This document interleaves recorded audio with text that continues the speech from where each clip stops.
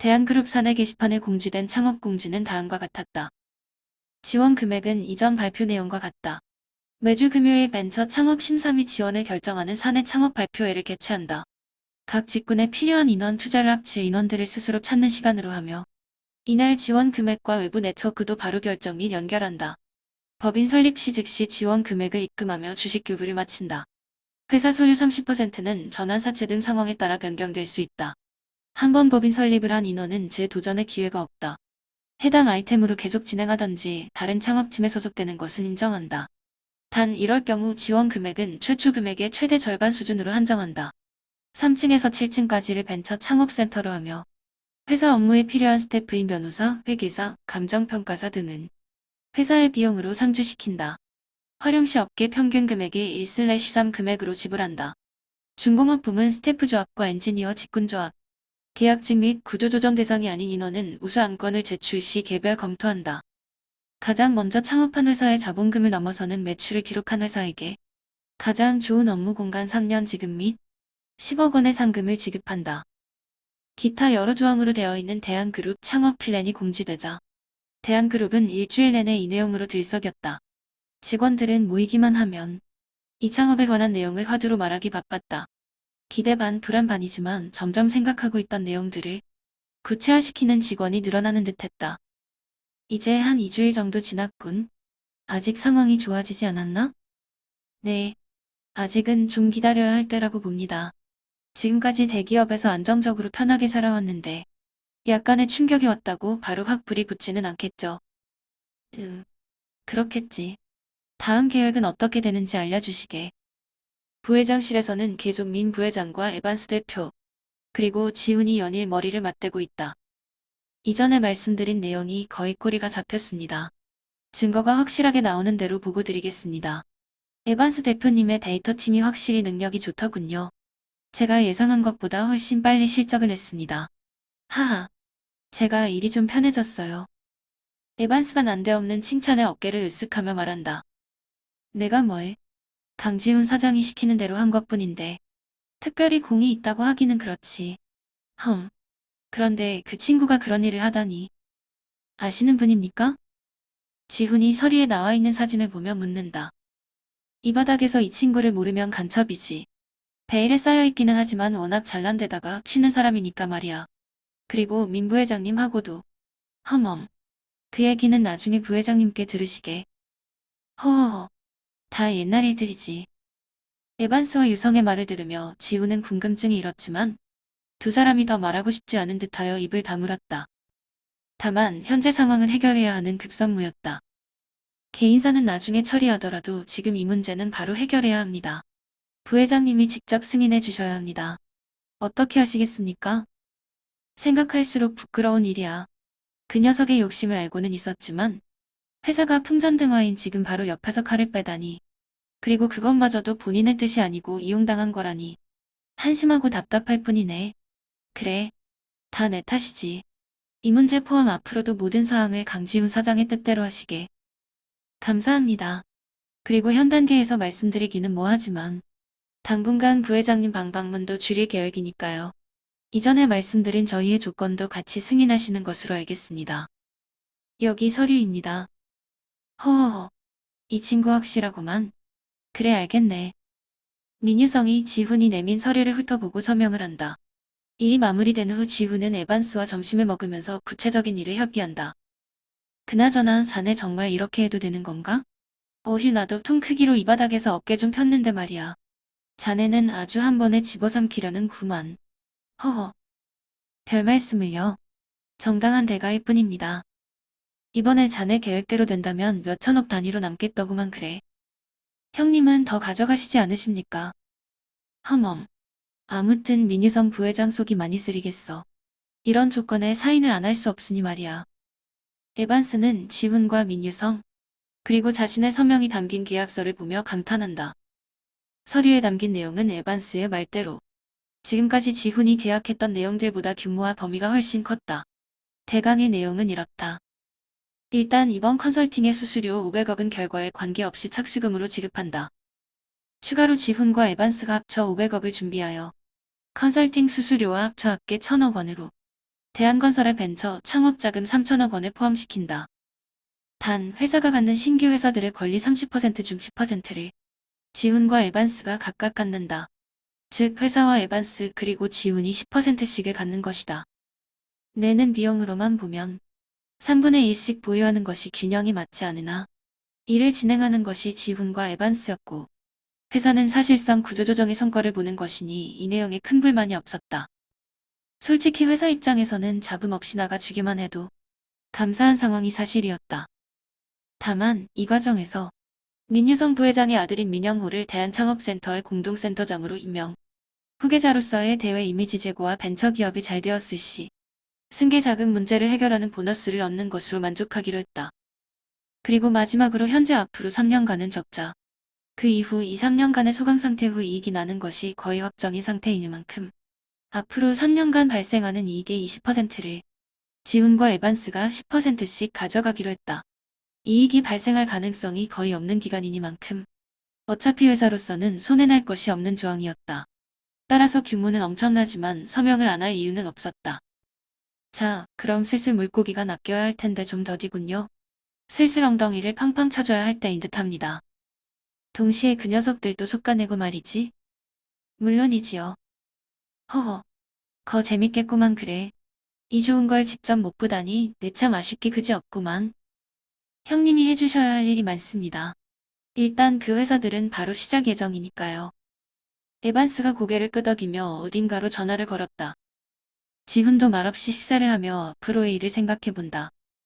김찬이 노크를 한 후 대표이사실로 들어와 말한다. 사장님, 말씀하신 임낙현 상무가 왔습니다. 어떻게 할까요? 드디어 이 쥐새끼들이 움직이기 시작했구만. 들어오시라고 해요. 김찬이 대답하고 나가 민 부회장이 처남인 임낙현 상무를 데려온다. 김찬은 지훈을 만나고 드디어 인생의 주군을 만났다는 생각을 굳혔고 평생 함께하기로 결심했다. 원래가 강직하고 고든 사람이었다. 하나뿐인 동생을 위해서는 무엇이든 할 수 있는 그였기에 인간미라고는 전혀 없는 양호원의 말도 안 되는 억지들 속에서도 참고 또 참았었다. 특수부대의 전투교관 출신으로 할 수 있는 게 군대 관련 일과 싸움밖에 없는 그는 항상 한눈 한번 팔지 않고 최선을 다했지만 군대에서도 그를 시기하는 사람 투성이었다. 서방에서의 온갖 악성 루머와 비난들 때문에 결국 장기 심사에서 떨어져 전역하게 되는 비운을 겪는다. 그날 호텔에서도 양호원이 부리는 행패에 그만두겠다는 말이 목구멍까지 치밀었지만 하나뿐인 동생의 수술비와 그 쥐지를 챙겨주겠다는 말에 억지로 나선 것이었다. 그런데 지훈에게 져서 병원에 실려가면서까지 부탁한 여동생 희은의 일도 전혀 도와주지 않았고 지훈에 의해 병원에 누워있던 그에게 해고 통지서를 보내온 양호원이었다. 김찬은 이를 갈며 양호원에게 복수하리라 생각했지만 현실은 냉담했다. 저 비루한 인간과 함께 자신이 죽거나 감옥에서 형을 산다면 가뜩이나 몸이 약한 여동생은 죽은 목숨이었다. 그렇게 괴로워하던 김찬은 생각지도 못한 지훈의 방문을 받게 된다. 김찬도 자신을 병원에 입원시키고 치료해준 것이 지훈임을 알고 있었다. 당연히 고맙다고 연락이라도 해야 하건만 연락처도 모르는 데다 염치가 나지 않아 생각만 하고 있던 상황이었다. 지훈이 들어오자 김찬이 당황하며 몸을 일으켰다. 아닙니다. 부담 갖지 마시고 편히 계세요. 아니 그래도 저 인사를 못 드렸습니다. 감사드립니다. 지훈은 미안함, 고마움, 쑥스러운 마음들이 합쳐져 어쩔 줄을 모르는 김찬의 순진한 태도가 마음에 들었다. 애초부터 불필요한 말이 많은 사람을 잘 신뢰하지 않는 지훈이었다. 그는 어려서부터 행동과 실행력만을 사람을 가치척도로 살아왔고 대부분의 사람이 여기서 크게 벗어나지 않음을 잘 알고 있었다. 입은 거짓말을 해도 몸은 그러지 못하는 법이다. 지훈은 지난번 김찬과 결혼한 순간 이 사람이 매우 괜찮은 사람이고 같이 인연을 이어갔으면 좋겠다는 마음이 들었다. 참으로 오래간만에 사람에 대한 좋은 감정이고 그는 자신의 이 느낌을 믿어보기로 했다. 김찬 씨, 동생분 상황은 들으셨는지요?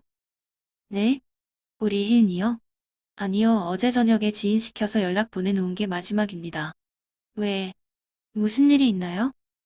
제가 병원 쪽에 네트워크가 좀 많아서요. 동생분이 갑상선암으로 수술 준비를 하고 있는 상태더군요. 그래서 고민이 많았던. 아, 네. 어떻게 아셨는지. 사실 동생이 수술을 해야 하는데 수술 자체도 걱정이지만 수술비라던가 체력적인 문제도 좀 있어서 안 그래도 동생이랑 해야 되니 말아야 되니 하는 문제로 많이 싸우고 있었죠. 그런데 그건 왜, 결론적으로 말해서 오진이었습니다. 오늘 오전에 국내 최고 S종합병원에서 확인한 결과 기존 결과는 영상 판독 오류로 나타났습니다. 조직 검체가 부족한 상황에다 영상 화질이 좋지 않은데 이전 병원에서 밀어붙인 것 같더군요.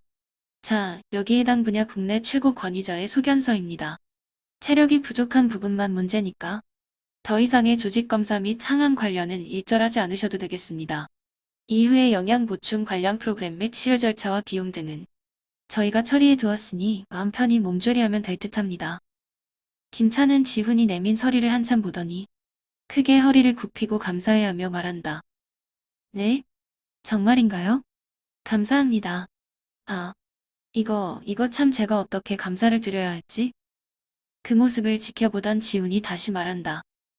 김찬씨, 말 돌려하지 않겠습니다. 난 김찬씨가 마음에 들었어요. 전 지금 인재가 필요합니다. 그것도 일로 만나는 그런 사이가 아닌 친구 이상의 그런 사람. 어떠한 상황에서도 내 편이 되어줄 사람. 강한 실력의 선한 마음가짐 그리고 말보다는 행동으로 보여주는 사람이 필요합니다. 저번에 호텔에서 김찬씨 면접은 이미 화끈하게 통과하셨고요. 지금 병원에 계시는 동안에 신체 검사도 자동으로 하셨으니 전형 과정 OK입니다. 합격 통보라고 할 수 있죠. 참고로 동생분에 대한 내용은 그저 좋은 사람에 대한 저의 작은 친절입니다. 이 스카우트 제안에 아무런 관계없는 내용일 뿐입니다. 친구에게 친구가 보내는 그런 생각해보시고 저의 제안에 결정을 내려주시기 바랍니다. 여기 법률적인 조건과 협의사항입니다만 이건 다 형식적인 것에 불과하고 아까 말씀드린 대로 동료이자 친구라고 생각해 주시면 좋을 듯 합니다. 마침 제가 몇 살 더 많으니 하하고 참 다행이군요. 그러고 지훈은 김찬과 악수를 한 후 몸조리 잘하라는 말을 남기고 병실을 떠났다. 김찬은 이미 조건 같은 것은 관계없이 지훈과 함께하기로 결정했다. 그러나 사람 마음이란 게 또 궁금하기는 하니까 고민하다가 봉투를 펼쳐봤다. 양아치 같은 양호원이 밑에서 시키는 짓 다 하면서도 연봉이 4천만 원 조금 넘는 수준이었는데 왠지 지훈은 기본으로도 5천만 원 이상은 챙겨줄 것 같은 좋은 예감이 들었다. 내심 그 숫자를 기대하며 펼친 서류를 본 김찬은 깜짝 놀라 하마터면 서류를 놓칠 뻔했다. 서류에는 다음의 내용이 기재되어 있었다. 고용계약서, 비서실 비서실장, 연봉 1억 원, 인센티브 별도, 법인카드 제공.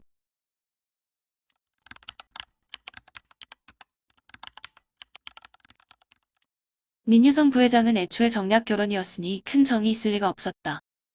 다행히 여자 쪽에서도 집안이나 성격상 크게 무난하지 않은 사람이라 적당히 사는 그런 관계 정도는 유지했다.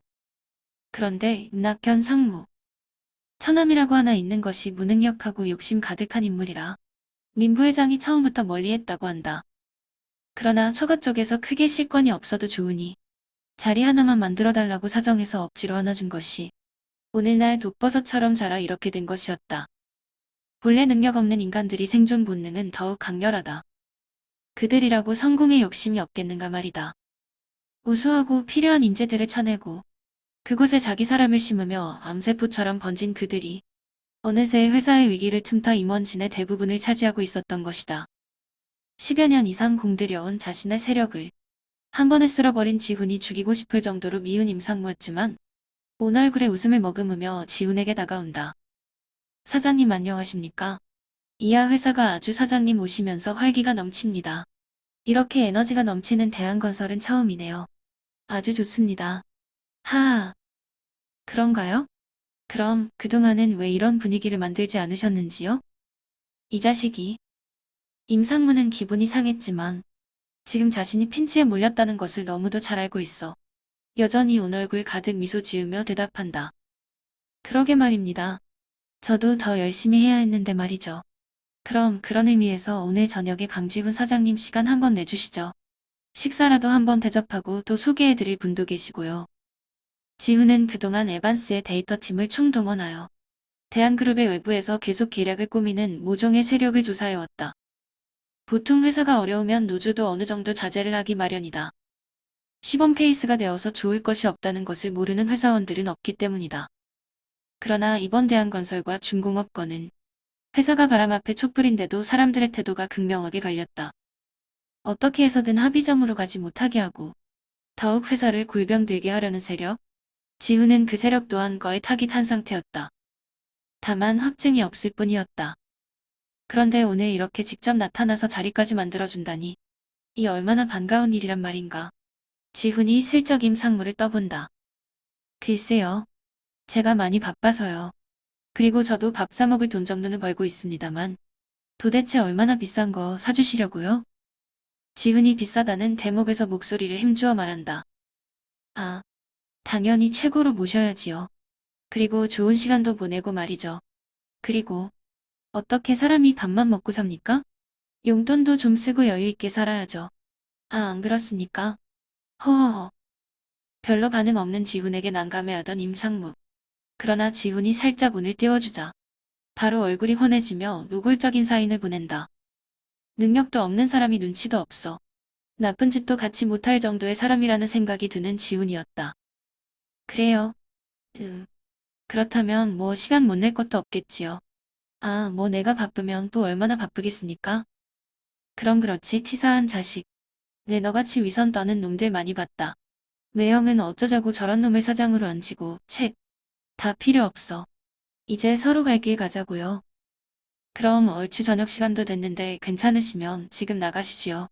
사장님. 하하. 임상무가 약속 잡은 곳으로 그의 차를 타고 온 지훈은 의외의 장소에 깜짝 놀라고 말았다. 약속 장소가 바로 희수의 레퀴엠이었던 것이다. 레퀴엠은 사실 이전에 왔었던 음살롱식 업소와 함께 일반적인 비즈니스용 공간이 있는 정통 음식점이 두 가지 영업을 모두 하고 있는 곳이었다. 그래서 그런지 오늘 온 곳은 입구가 지난번과 달랐다. 지훈이 씁쓸함을 느끼며 잠시 멈춰서 있자 임상무가 저 앞에 가며 얼른 따라오라고 손짓을 한다. 지훈은 오늘 예상한 대로 일이 흘러가지 않을 듯한 예감으로 무겁게 발걸음을 옮겼다.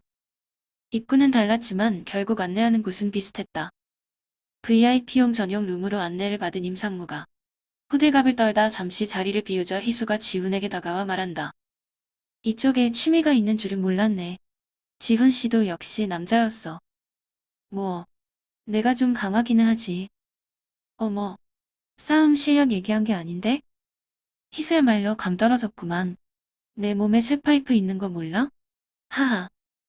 신압자는 이야기들을 하며 지훈은 점점 더 기분이 다운되는 것을 느꼈다. 그녀를 보고 있는데 아무것도 느껴지지 않는다. 이제 정말 희수는 예전의 그녀가 아니었던 것이다. 원래부터 인기가 많았던 지훈이었다. 잘생긴 데 더해 키 크고 훤칠한 데다. 워낙 선하게 생긴 사람이 유머도 있고 잔정도 많고 세상 어느 여자도 굳이 싫어할 이유가 없는 지훈이다. 당연히 해외에서도 많은 여자들과 연문을 뿌렸었고 세계에서 다 통하는 필살 연애 유머도 생활화된 그였다. 그런데 오늘 희수와 여러 이야기들을 나눠보니 할 말도 없고 딱히 하고 싶은 이야기도 없었다. 점점 마음이 식어가는 것을 강하게 느낀다. 첫사랑은 평생 간다고 하던데 몇 달 만에 다시 본 희수는 저번에 봤을 때보다도 더욱 멀어져 보인다. 그런데 이제 지훈 씨는 내가 그립지 않은 모양이네. 연락 한 번도 없고 말이에요. 희수도 없었잖아. 그렇게 가고 나니 연락을 할 수가 있어야지. 지훈이 별일 아니라는 듯 물을 한 잔 마시며 대답한다. 나도 마찬가지지 않겠어. 그렇지만 희수가 무슨 말을 하려는 찰나 임상무가 다른 사람과 함께 들어오며 소개한다. 아이고 사장님 귀하신 분을 모셔왔습니다. 여기 수호그룹의 최수지 전무님이십니다. 인사 나누시지요? 지훈은 역시 너였구나. 라는 생각으로 일어나 명함을 건네며 인사한다. 강지훈입니다. 대한건설의 임시대표를 맡고 있습니다. 최수지예요. 들으신 대로 수호그룹의 총괄 전무를 맡고 있습니다. 아시겠지만 실력이 있거나 그런 게 아니라 그냥 태어난 곳이 재벌가라서 별 단 거니까 너무 뭐라 하지는 마시고요. 참 그리고 우리는 명함 같은 거 안 갖고 다닌답니다. 호호.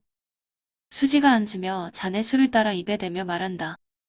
지훈이 수지와 잔을 부딪히며 수지를 찬찬히 살폈으나 이 여자 도무지 속이 보이지 않는다. 이걸 어쩌나요? 여기가 원래 좀 그런 곳이라서 강 사장님 해피타임 즐기시고 난 다음에 만나려고 했는데 제가 오늘 시간이 좀 안 되네요. 저랑 먼저 이야기하고 두 분 즐거운 시간 보내셔도 괜찮으시죠? 아, 나원 이런 당돌한 아가씨를 만나. 지훈은 눈앞에 이 여자가 범상치 않음을 느끼고 주의를 기울여 살피기 시작했다. 어머, 그렇게 훑어보지는 마시고요. 제가 또 그런 눈초리들을 너무 많이 받아서 말이죠. 한 번 더 그런 시선으로 보시면 나갈 거예요. 아시겠어요? 잘못 생각하셨군요. 절 잘 모르시는 것 같은데요. 아, 난 그런 남자가 아니다 뭐 그런 건가요? 아닙니다. 이미 그쪽을 최소 5번 이상 훑어봤다는 말이지요. 그것도 전신 스캔으로. 머리부터 발끝까지. 어머, 강 사장님, 배짱 있으신 건가요? 뒤끝 있으신 건가요? 아니면 그냥 저한테 관심 있으신 건지? 헷갈리네요. 배짱은 있는 편이고 뒤끝도 강한 편입니다만 오늘은 더욱 강할 듯하군요. 그리고 관심은 없습니다. 아쉽게도. 지훈의 농담 섞인 말에 희수가 지훈을 일찍 보고는 작게 한숨을 내쉬었다. 처음 들어올 때부터 뭔가 분위기가 이상한 두 사람이었다. 추가로 이 모습을 본 수지가 눈빛을 빛내며 정색하고 말한다. 과거의 인연 앞에서 새로운 여자는 관심이 없으시다. 뭐 그런 건가요? 지훈과 수지가 모두 흠칫 놀랐다. 지난번에 여기 왔던 에반스마저도 모르는 내용을 이 여자가 어찌 알고 있었겠는가? 둘의 인연은 아는 사람이 없으니 이건 저 여자가 직감으로 찍은 것임에 분명하다.